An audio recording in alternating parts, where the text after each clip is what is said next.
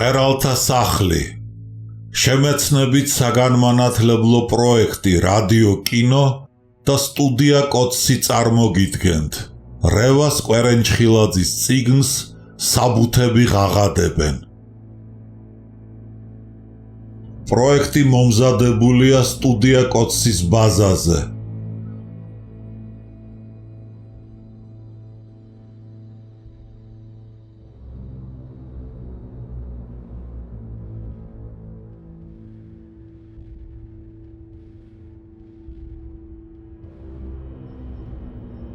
რევას კვერენჩხილაძე, საბუთები ღაღადებენ. წიგნში წარმოჩენილია დამოუკიდებლობის მოპოვების 1918 წლის სიხარულთან ერთად მისი მოვლა პატრონობის მოწოდებანი და გარემოებანი. დამოუკიდებლობის სულისკვეთება და ამის გამომხატველი მიმართვები, პუბლიცისტური წერილები, დაბეჭდილი თუ ზეპირად გავრცელებული ლექსები, ამბები. დამოუკიდებლობის დაკარგვის 1921 წლის ტრაგიკული გარემოებანი. საქართველოს რევოლუციური კომიტეტისა და კომპარტიის ცეკას დადგენილებანი და განკარგულებანი. პარტიის ხელმძღვანელთა აღიარებანი.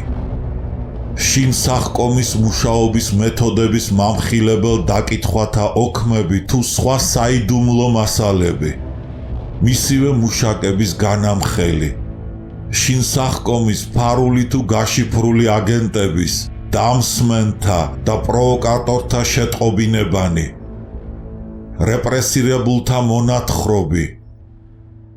განცხადებანი შინაგან საქმეთა კომისრისა და პარტიის ცეკას სახელზე. საპატიმროდან მოწერილი ბარათები და ნაპატიმრალი ლექსები. საქართველოს მწერალთა კავშირის დიდხანს გასაიდუმლოებული სტენოგრამები, პარტიული ცენზურის დადგენილებანი.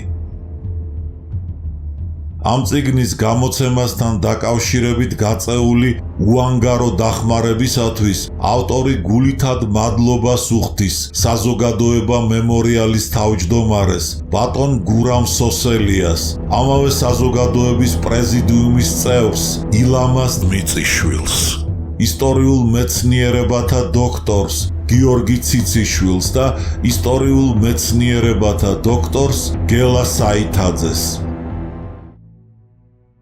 რედაქტორი როსტომ ჩხეიძე, ფილოლოგიის მეცნიერებათა დოქტორი, რეცენზენტები გელა საითიძე, ისტორიულ მეცნიერებათა დოქტორი გიორგი ციციშვილი, ისტორიულ მეცნიერებათა დოქტორი. ჩვენთვის ძვირფასია მშობლები, შვილები, ახლობლები, მაგრამ ყველა წარმოდგენა სიყვარულზე თავს იყრის ერთ სიტყვაში: სამშობლო. მარკუს ტულიუს ციცერონი, ძველი წელთაღრიცხვით 106-43 წლები.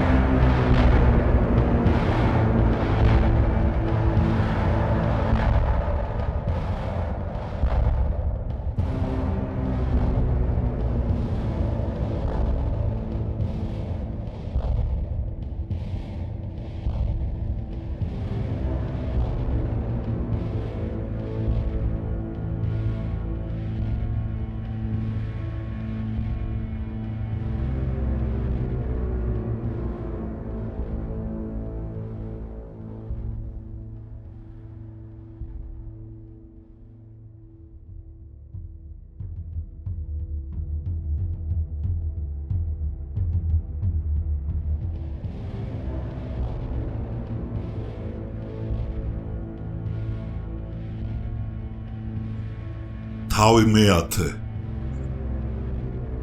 1937-1938 წლები მეექვსე ნაწილი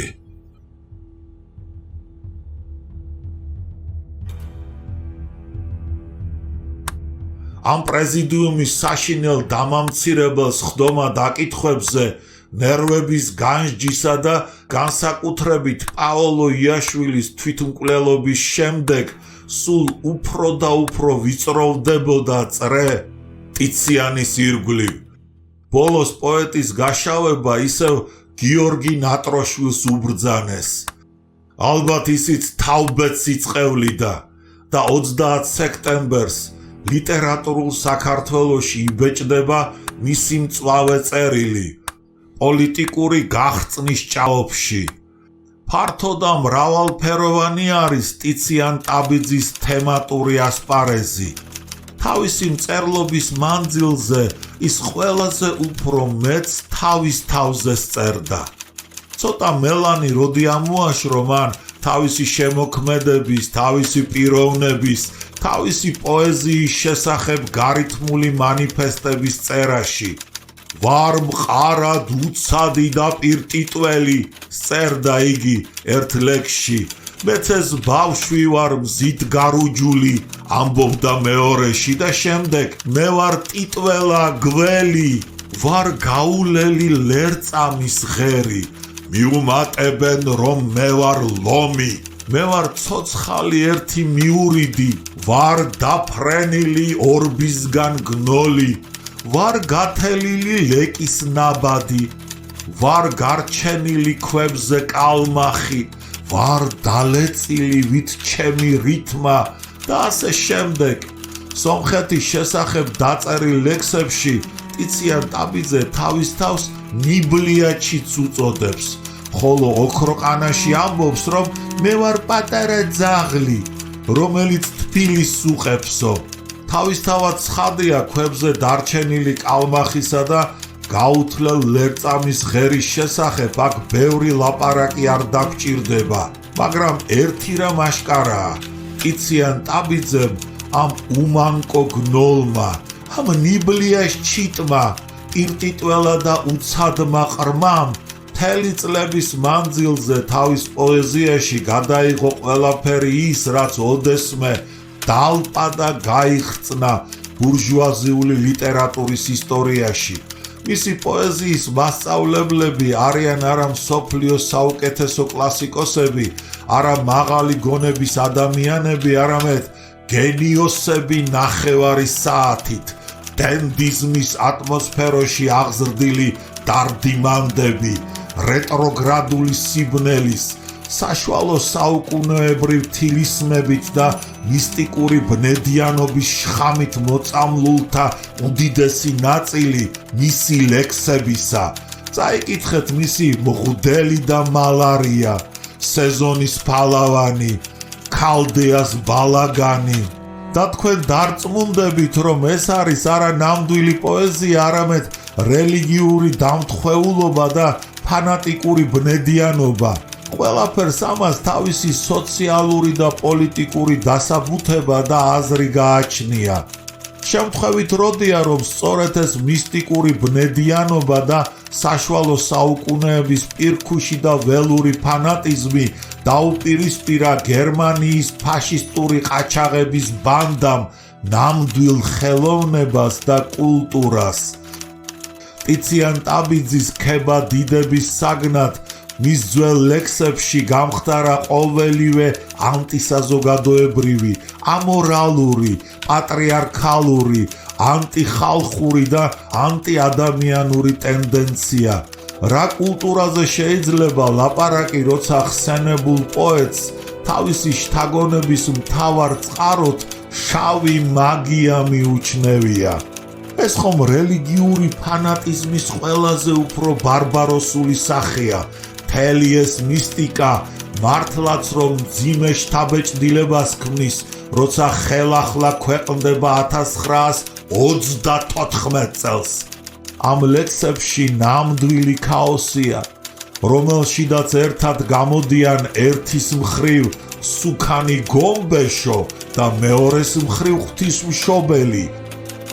ტიციან ტაბიძის ამ ლექსებში ადამიანის გონების დიდებულებას გიჟი მღვდელი უპირისპირდება. ნორმალურ ადამიანს საკინძზე გახსნილი მიარღნე კინტო, ჯანსაღ გრძნობას გულის ბაღლამი და ჭირის მიაზმები, თანამედროვეობას ქალდეას ქალაქები, შრომის კულტურას სიზარმაცე. თუ პოეტი ხარ და ხარ ვაჟკაცი, ნუ დასწერ ლექსებს, იყავ ზარმაცი და ლოთური დარდიმანდის თავაწყვეტა, მეცნიერებას სრულწმენა და საეკლესიო რიტუალების საიდუმლოებანი. ტიციან ტაბიძეც და სხვა ყანწელებიც ხშირად იწყებდნენ აპელაციას ქართული კულტურის წარსულის მიმართ. კერძოდ ტიციან ტაბიძემ თავის ერთ-ერთ უკანასკნელ ლექსში მოიხმო და დაიმოწმა ლეონტი მროველი და ეფრემ მცირე, სარგის თმოგველი და რუსთაველი, საბა სულხანი და გურამიშვილი, მაგრამ რისთვის? რატომ? ამაოდ აღშფოთებს ტიციან ტაბიძე მათ ძვლებს და მათ სადღაც დაკარგულ საფლავებს. არც ერთი მათგანი ბოჰემის წინაპრებად არ გამოდგებიან. ყველაფერს ამას, რითაც სიმბოლისტებმა მოწამლეს პოეზია, არაფერი საერთო არ აქვს ქართული კულტურის დიად წარსულთან, რაც აყვავებულ სიცოცხლით მფეთქავ რუსთაველთან და არც მოკალმასე ბერ იოანესთან. ესენი ჰუმანიზმით და გონების ცეცხლით აღგზნებული ადამიანები იყვნენ, ყანწელები კი დაიბადნენ როგორც მემკვიდრენი მომაკვდავი ბურჟუაზიის გაღწნილი კულტურისა. წარსულიც არის და წარსულიც. წარსულია რევოლუციის მგზნებარე პოეტი ჰეინე და წარსულია ბნედიანი მისტიკოსი ნიცშე. წარსულია კლასიკური ანტიურობის ცხოველმყოფელი ხელოვნება და საშუალო საუკუნეების ქრისტიანული სპირიტუალიზმი. წარსულია დიადი რუსთაველი და ქართლის ეპისკოპოსი ტიმოთეც, რომლის აზრით შოთა იყო მთქმელი ლექსთა ბოროტთა, რომელმაც ასწავლა ქართველთა სიწმინდის წინ ბოროტი ბილწება და განურყნა ქრისტიანობა. აი სწორედ ეს უკანასკნელი შეიძლება მიჩნეული იქნეს ყანწელების იდეურ წინაპრად. მით უმეტეს რომ ტიციან ტაბიძემ თავის ლექსებში არაერთი ჰიმნი უძღვნა შავ ანაფორას და ბნელ ოლარებს. გრძელია ჟამი მღვდელთ მსახურობს, რაც ჩემი ჯვარი. ვინ მოსთვლის წირვას რაოდენი გამოიყვანეს, ლოცულობს მამა, წუხრის ლოცვას, ბუნათუცქერი, ფსალმუნის სულში მეფინება და იმოსება შავ ანაფორას მეწამური გადაჰკრავს ფერი და ხვდები ალბათ თუ ქალდეა რად მენატრება. გრძელია ჟამი მღვდელთ მსახურობს, რაც ჩემი ჯვარი.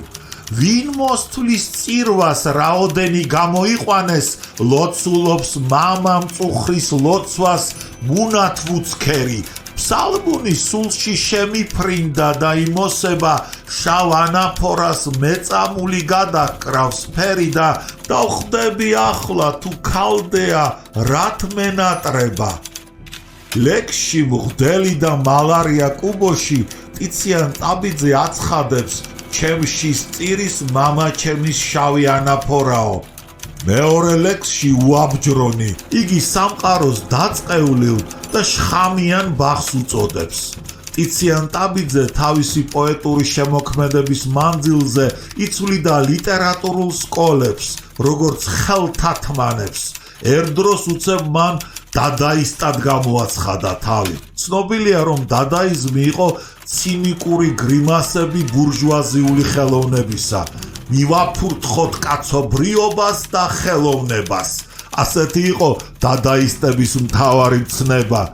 დადაისტები თავის მანიფესტში ამბობდნენ, დადა მთელი თავისი ძალღონით მუშაობს იდიოტიზმის გასავრცელებლად და თვითონაც იდიოტად აპირებს გადაქცევასო. იგივე მანიფესტი აცხადებდა, რომ მსოფლიოში ყველაზე პირველი და ყველაზე ნამდვილი დადაისტი რასპუტინი იყო. ტიციან ტაბიძემ არ დააგვიანა და თავისი თავი დადაისტების მიმდევრად გამოაცხადა. მან დასწერა მთელი ციკლი დადაისტური მადრიგალებისა. ამ ლექსებში კი ამბობდა: ნეტავ მე ისე მიყვარდეს პოეზია, ან თვითონ საქართველო, დედა ჩემს რომ უყვარს მეწველი ძროხა.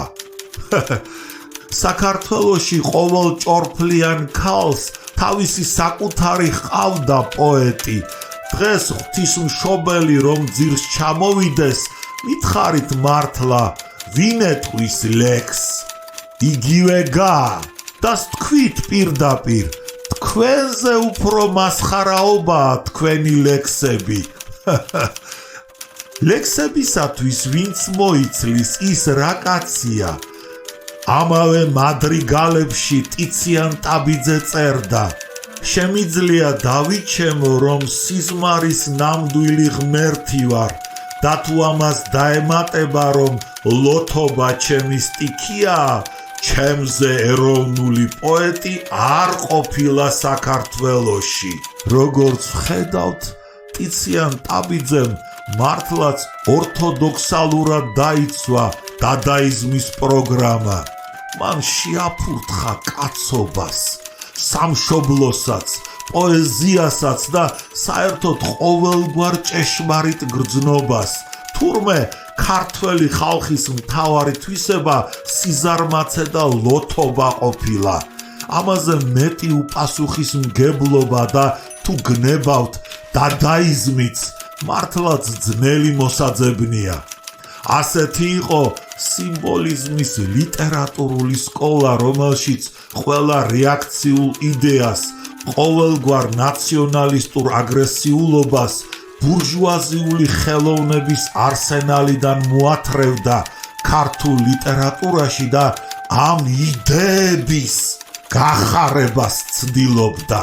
ბალაგნებისა და ყოველგვარი სიბინძურის ქებადიდებით დაიწყო სიმბოლიზმმა თავისი უთხეული არსებობა და ღრმა პესიმიზმით დაამყარა.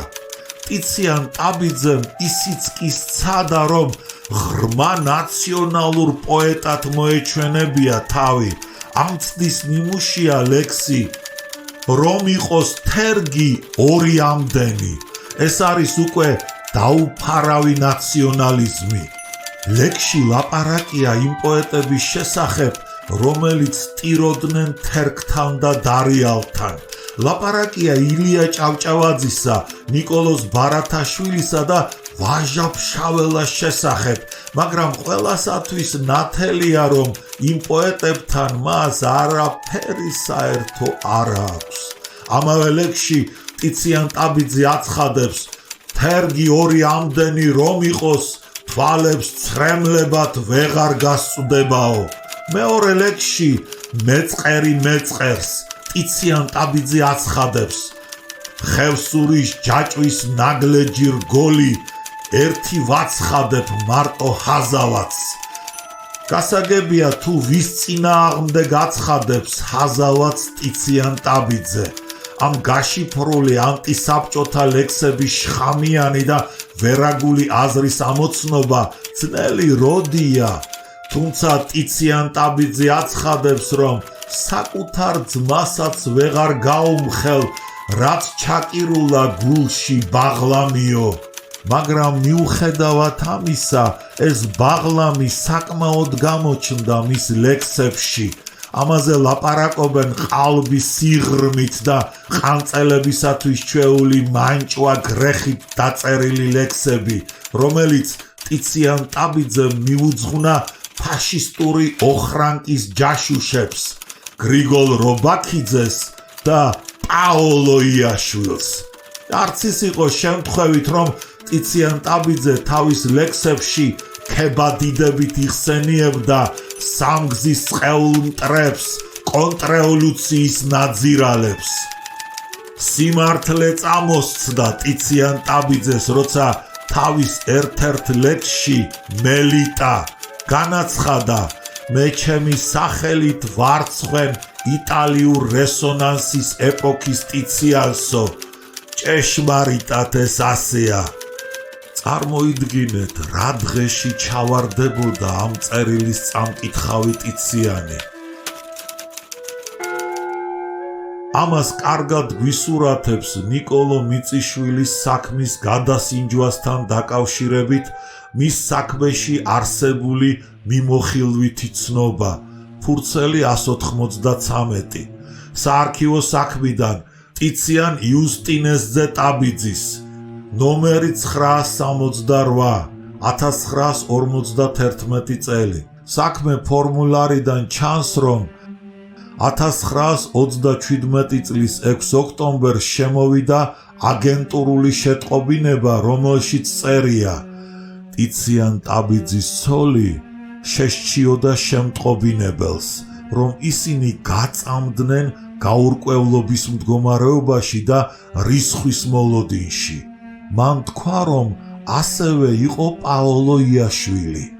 6 თვის განმავლობაში დადიოდა განცხადებით ხან ბერიასთან, ხან სახელმწიფო პოლიტიკურ სამმართველოში, სადაც მას ყველა აწამებდა და ისეთ მდგომარეობამდე მიიყვანეს, რომ თავი მოიკლა. ასე შეიძლება დაემართოს ტიციანს, მთელი ღამეები არ გვძინავსო, ყურს ვუგდებთ ყოველ გაფაჩუნებასო. ასეთ მდგომარეობაში ყოფნა მეტი აღარ შეიძლებაო, სჯობს დამაპატიმრონო.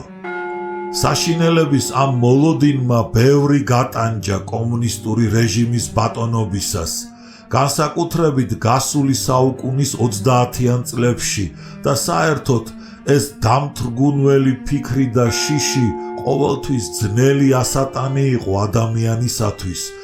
სწორედ ამაზე მიუთითებდა პოეტი ფრიდრიხ შილერი. მოსული მწუხარება უფრო ასატანია, ვიდრე მოსალოდნელი. საშინელი დასასრული სჯობს დაუსრულებელ შიშსა. ტიციანის მეუღლის წუხილი ხელადვე მიუვიდა ჩეკას. ხედავთ, როგორ იყო აწყობილი დასმენის ინსტიტუტი. აქ არ შეიძლება ერთხელ კიდევ არ გავიხსენოთ გალაქტიონის სიტყვები, წერლები, ოჯახები აივსო ჯაშუშებით. ზემოხსენებულ შეტყობინებაზე დადებულია რეზოლუცია, ამხანა კრიმიანს, დღესვე დააპატიმრეთ ტიციან ტაბიძე. 9 ოქტომბერი 37 წელი. მართლაც ტიციანი იმავე დღეს წაიყვანეს თავის ბინიდან, გრიბოედოვის ქუჩა 18. ეტყობა შეეშინდათ არ დაგვასწროს და თავი არ მოიკლასო. აი რა საზარელი დრო იყო. შეშჩივი ვინმეს. გულშემატკივარი გონია. აბა ქუჩაში პირველ გამულელს ხომ არ შეაცოდებ თავს და ეს შენი ნაცნობი თუ გულშემატკივარი იქნებ ახლო ნათესავიც ჩეკაში გარბის. ეს საყოველთაო უნდობლობის დრო, რომელიც შემდეგაც კარგახანს გაგრძელდა, მოგვიანებით ასე გამოხატა პოეტმა მუხრან მაჭავარიანმა. ორი მსჯელობს ამ ხანაგი. ერთი ამბობს, ეს რა მესმის.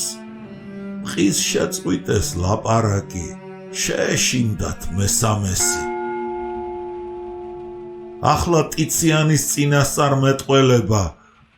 ვიცი გავტყდებით და არასდროს არ მოვიღუნებითო. ლექსში პაოლო იაშვილს. არც პაოლო მოიღუნა და არც ტიციანი. ერთმა თავი მოიკლა, მეორე ციხეში წავიდა, რაც იგივე სიკვდილი იყო, უფრო მეტი წვალებით. მაგრამ მანამდე დაპატიმრების წინა დღეს კიდევ ერთი ტკივილი განაცდევინეს. 8 ოქტომბერს მწერალთა კავშირიდან გარიცხეს ასეთი ფორმულირებით: ტიციან ტაბიძე რიგი წლების მანძილზე მჭიდრო ურთიერთობაში იმყოფებოდა უკვე გამჟღავნებულ ხალხის მტრებთან. არის ურვა ეთქვა სიმართლე და ბოლომდე განაგრძო თვალთმაქცობა. 1954 წლის 10 ივნისს მთავარმა სამხედრო პროკურორმა იუსტიციის პოლკოვნიკმა სტრუკოვმა როგორც მოწმე დაკითხა ვახტანგ გიორგისძე არზანოვი, რომელმაც თქვა: კრიმიანს ყავდა პატიმარი, პოეტი ტიციან ტაბიძე, რომელსაც სასტიკად სცემდა. თხოვდა აღიარე, რომ რომელიღაცა მტრული ორგანიზაციის ჯაშუში ხარო. ამბობენ გამწარებულმა ტიციანმა აღიარა: გიორგი სააკაძის ორგანიზაციაში ვიყავიო და გამომძიებელს ხელად გაუხსნია სააკაძის საქმე, გამოუცხადებია მისი საკავშირო ძებნა. სამეულმა 1927 წლის 15 დეკემბერს დახვრეტა მიუსაჯა ტიციან ტაბიძეს. ძველი რევოლუციონერი, საბჭოთა სახელმწიფო მოღვაწე, პროლეტარული მწერალი, საქართველოს საბჭოთა მწერლების კავშირის გამომცემლობა, ფედერაციის დირექტორი, 1923-1927 წლები, რომანების დაფანტული ფურცლები, ეკლიან გზაზე, ქვადარკინა, ავტორი პავლე მიხეილისძე საყვარელიძე ტიციან ტაბიძესთან ერთად 8 ოქტომბერს გარიცხეს მწერალთა კავშირიდან შტამპად ქცეული ბრალდებით, როგორც პოლიტიკურად და მორალურად გახრწნილი პიროვნება. წამების შემდეგ ბევრი რამ ათქმევინეს და ეს დამართეს იმ კაცს, რომელმაც გულუბრყვილოდ ირწმუნა მარქსისა და ლენინის მოძღვრების ადამიანურობა. მთელი თავისი ცხოვრება რევოლუციურ ბრძოლებსა და კატორღებში გაატარა. შემდეგ გამარჯვებულ რევოლუციას ემსახურა. საყვარელიძის მეუღლის განცხადებიდან: ქმრის დაპატიმრებას ზედ დაერთო ოჯახის შემდეგი უბედურებანი. მძიმე ოპერაციის შედეგად თბილისში გარდაიცვალა ჩემი შვილი მიხეილი. დავრჩი უფროსი ქალიშვილის, ჩემი მოხუცებულობის ერთადერთი იმედის ამარად და ვინაიდან ქმრის დაპატიმრების შემდეგ ბინაც და მთელი ოჯახის მოწყობილობად ჩამოგვართვეს, იძულებული გავხდი ჩემს ქალიშვილთან ერთად გადავხვეწილიყავი შორეულ ციმბირში, ჩემს ნათესავებთან. აქ კიდევ უარეს უბედურებაში ჩავვარდი, იძულებული ვიყავი ხელზე მოსამსახურედ მემუშავა. ბედმა ამდენი ტანჯვა წამება აღარ მაკმარა და რამდენიმე წლის შემდეგ ერთადერთი ქალიშვილიც გარდამეცვალა. შინ სახკომის სამეულის გადაწყვეტილებით პავლე საყვარელიძე დახვრიტეს 1927 წლის 10 ნოემბერს. რეზოლუციები საქართველოდან წარმოდგენილ სიებზე, თარიღი და სასჯელის ზომა, კატეგორია და ხელმოწერა სულ 3632 ფრჩხილებში 81. აქ ქვეყნდება დახვრეტილთა ცხრილი, მათი რაოდენობა და კატეგორიები. ყველა განაჩენს ამტკიცებს და ხელს აწერს სამეული: სტალინი, მოლოტოვი, ჟდანოვი. ამის ოცნება მზე გაიმინდვრა, ტოძზე შემოჯდა ზამთრის ბეღურა და გამარჯვების ხმების საწინდრად ყობამ დაიწყო ხასან ბეგურა.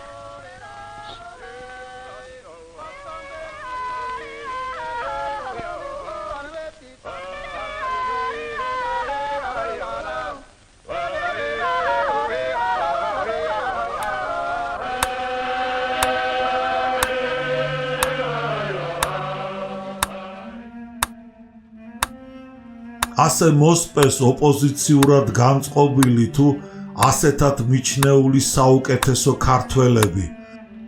მწერალთა მაგალითზე შეგვიძლია ვნახოთ, რა დაუზოგავად კეთდებოდა ეს ბნელი საქმე. მას შემდეგ, რაც დატუსაღების მოლოდინით გატანჯული პაოლო იაშვილი თვითმკვლელობამდე მიიყვანეს.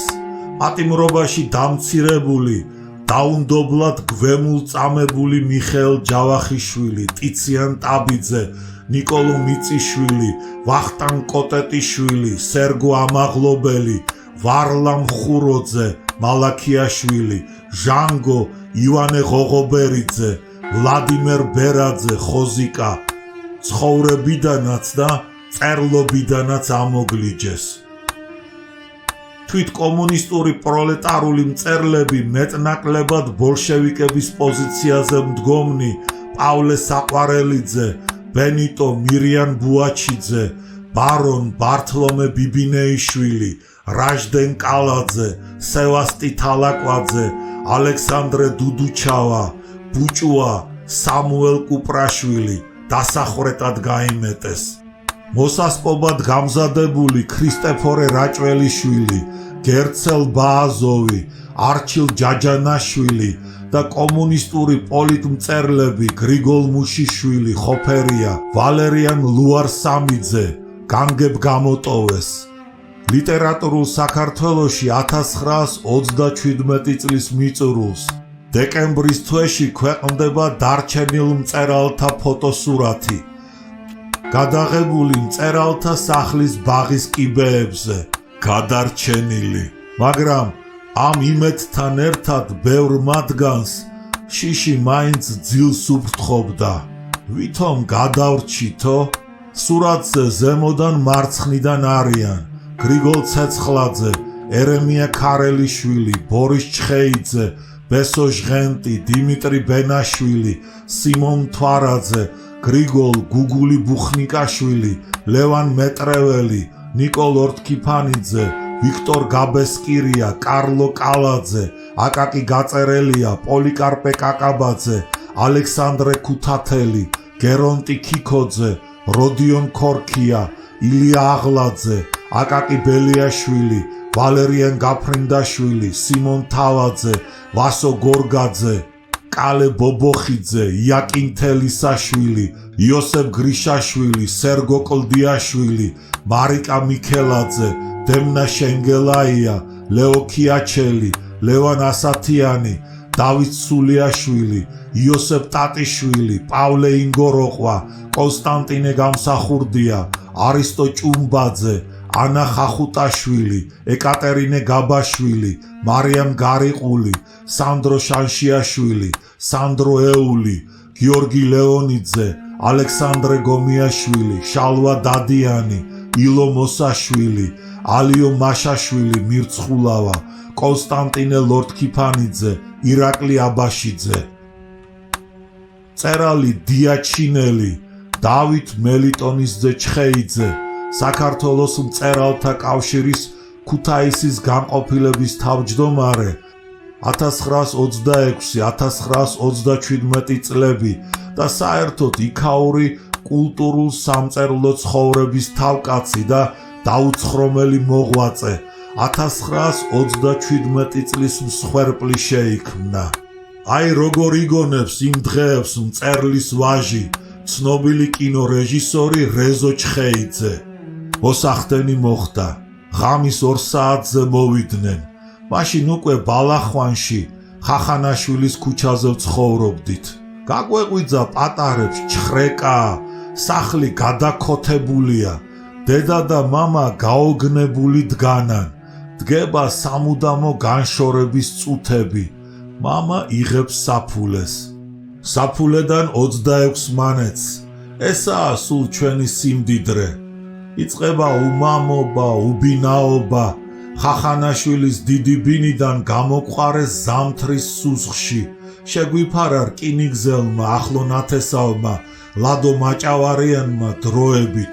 შეგვიფარა მაშინ, როცა ბევრს ჩვენი დანახვის, ჩვენთან დალაპარაკებისაც ზოგჯერ სურვილიც არ ჰქონდა, ეშინოდათ. კეთილი ადამიანები კი მაინც არსებობდნენ. იმ კეთილი ადამიანებიდან კიდევ ერთის წყალობით დეაჩიანელის მეუღლეს, ფაცაცია სერაფიმე გოგიძე ჩხეიძეს აწვდიდა პაპიროსის ქაღალდზე დაწერილ ბარათებს. ტანჯვას კიდევ ის მიმსუბუქებს, რომ აქ ციხეშია ყველა ის ადამიანი, ვისაც პატიოსანი ქართველი ერქვა. მოველი ცუც, კარგს არა, მაგრამ რა ვქნა. მეუღლე სულ ციხეს აკითხავდა, აი მისი მოგონება, ჩვენ, მე და პატარა რეზო, ყოველდღე ციხის ირგვლივ ტრიალებდით. დია დავინახეთ კიდეც ფანჯრიდან. აქ გამოგვიჩნდა ერთი ქალი 1937 წლის ოქტომბერში დიას წერილებს გვაწვდიდა. წინ გვიდევს რამდენიმე დიაჩიანელის ბედთან დაკავშირებული ქუთაისელი მწერლის მამია ვასილისძე ასათიანის ჩახლართული საქმე. როცა არც ის გემდობა, ვის საქმესაც აკეთებ და მით უმეტეს არც სხვა, ერთი სიტყვით ისეთი საქმე, როცა მისი მთავარი მოქმედი პირი თავისსავე წამოწყებულ თამაშში გაიხლართა. მამია ასათიანი პირველად 1935 წლის 14 მაისს დააპატიმრეს. მაშინ ის გაზეთ ახალგაზრდა სტალინელის რედაქტორის მოადგილე იყო. ბრალად დასდეს ტროცკისტულ ორგანიზაციაში შედიოდიო. მამია ასათიანმა თავი ისე იმართლა. ტროცკისტულ ორგანიზაციაში შეგზავნილი ვიყავი. ტროცკისტების მუშაობის შესახებ ინფორმაციას ვაძლევდი მერკვილაძესო, კომკავშირის ქუთაისის სამაზრო კომიტეტის მდივანს.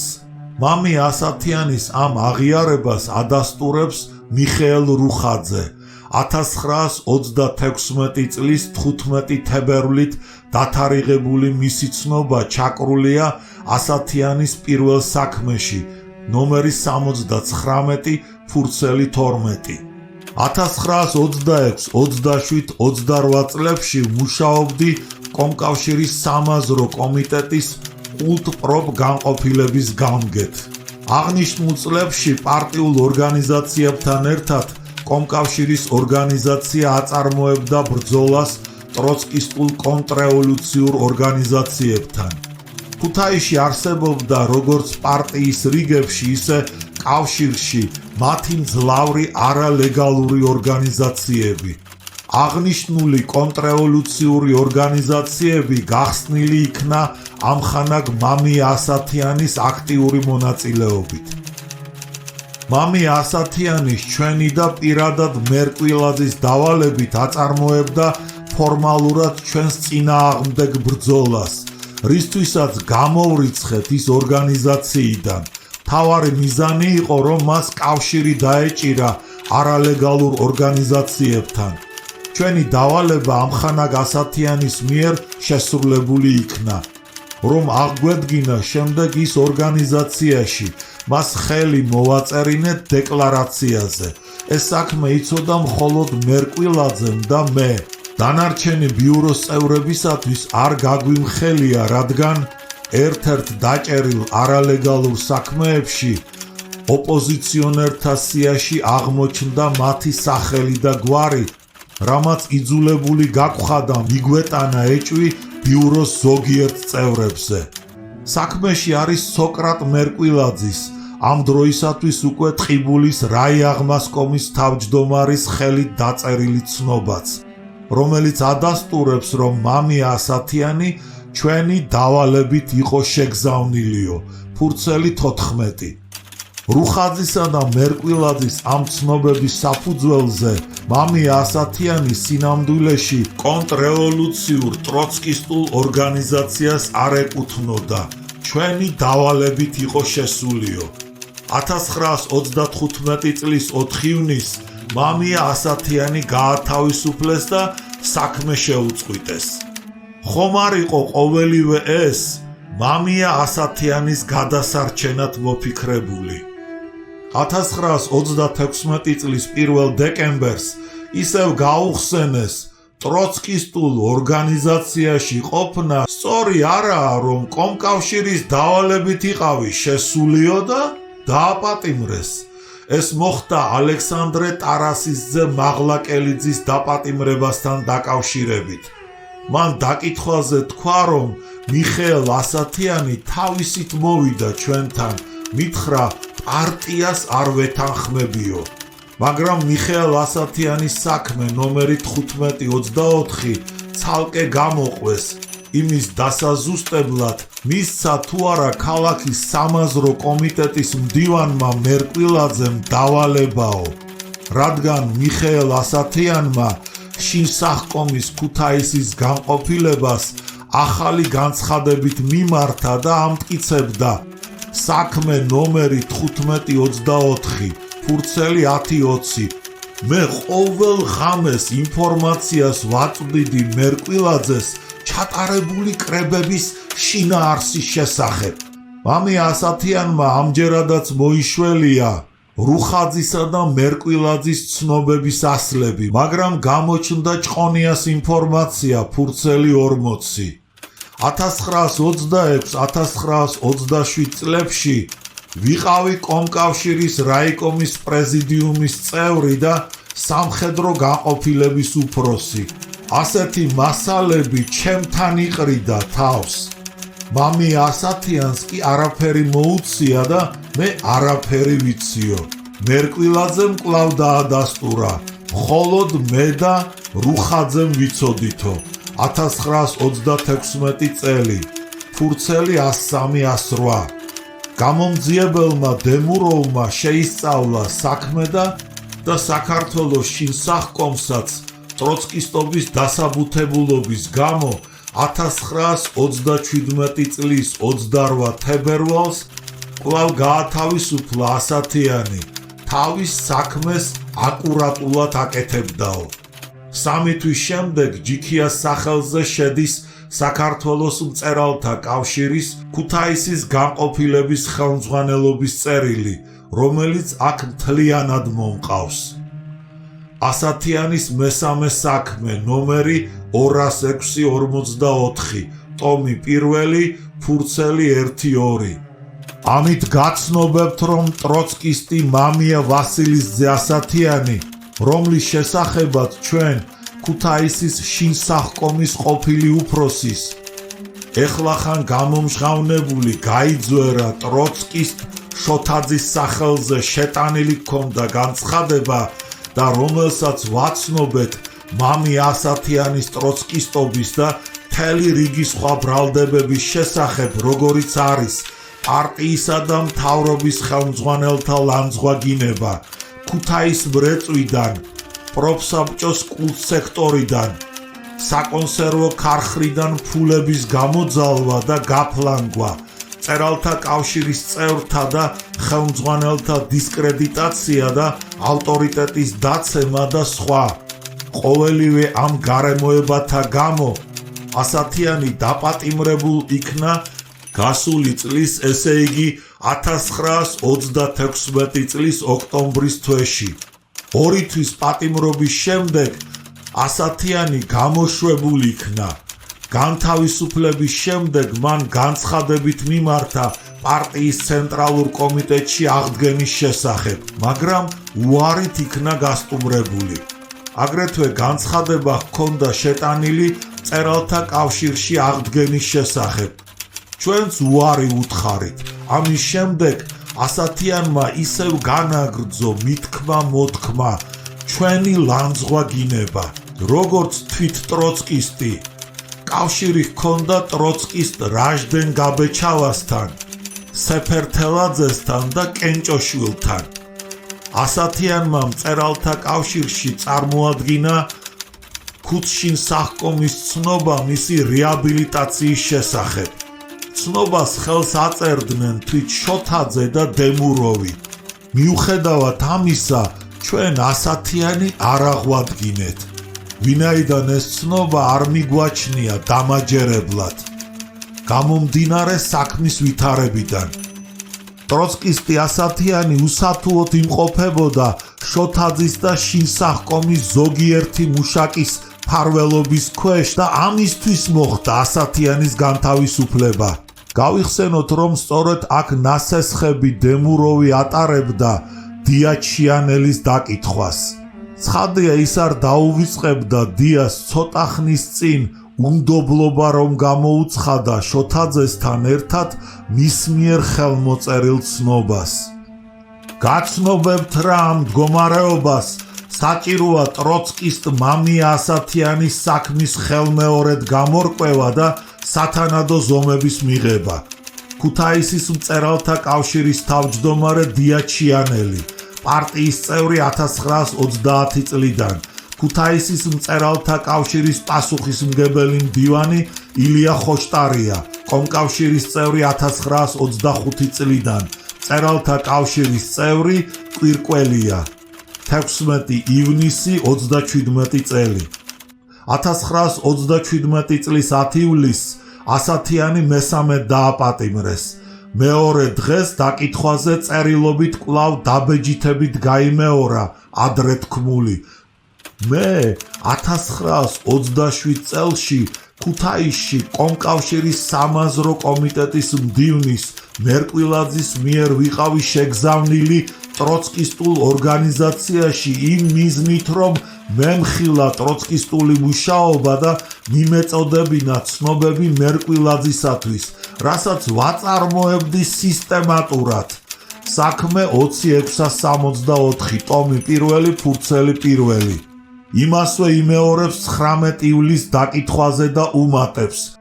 ალექსანდრე მაღლაკელიძის ამ ტროცკისტულ ჯგუფში შედიოდნენ რუბენ შალამბერიძე, გრიგოლ ურიდია, სპარტაკ ხელაძე, პავლე წაქაძე, გრიგოლ გრიშა ფხაკაძე, შალვა ღაღანიძე, რაულ ცირეკიძე, არტემ კარაპეტიანი, მენაბდე, სერაპიონ უგულავა და სხვანიო. 3-4 თვე მუშაობდი, მერე კონტრრევოლუციური ტროცკისტობა მეც დავგმეო. ფურცელი 21-22. ეს ისევ გაიმეორა 24 ნოემბრის დაკითხვაზე, ტომი პირველი, ფურცელი 250.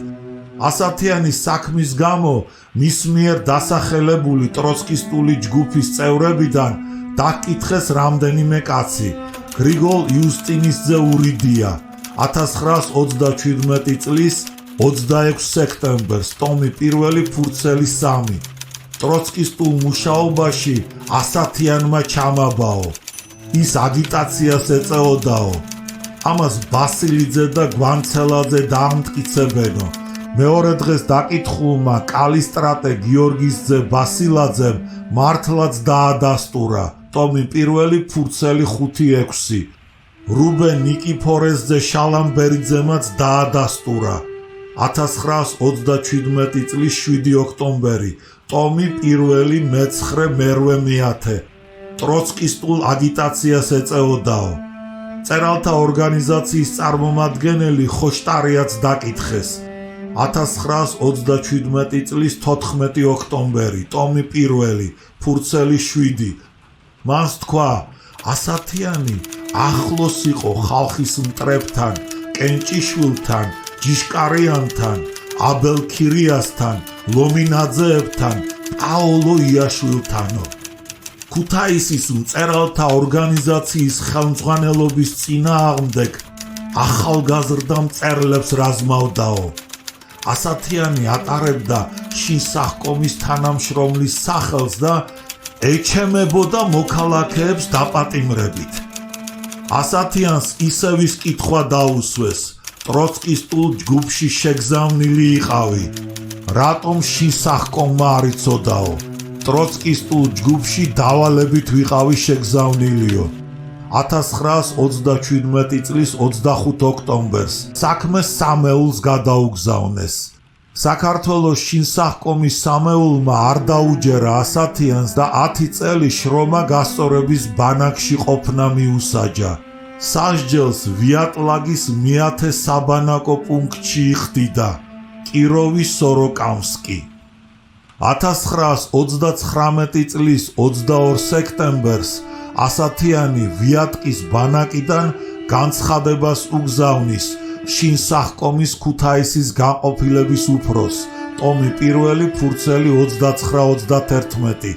ასეთივე განცხადებით მიმართა საქართველოს კომპარტიის ცეკას პირველ მდივანს კანდიდ ჩარკვიანს, ტომი 1 ფურცელი 42-43.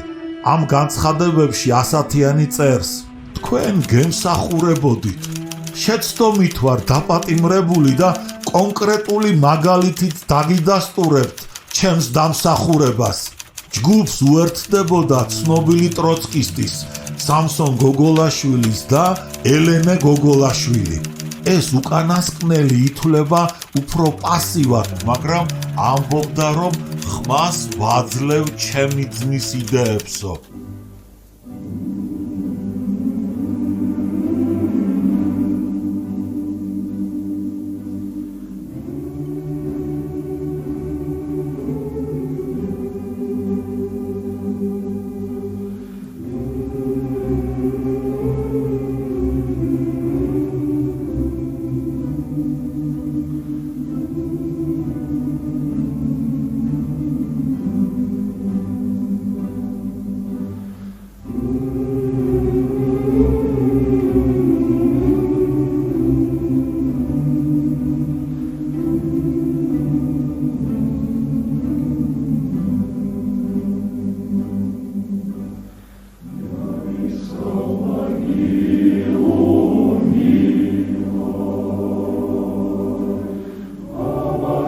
Yes.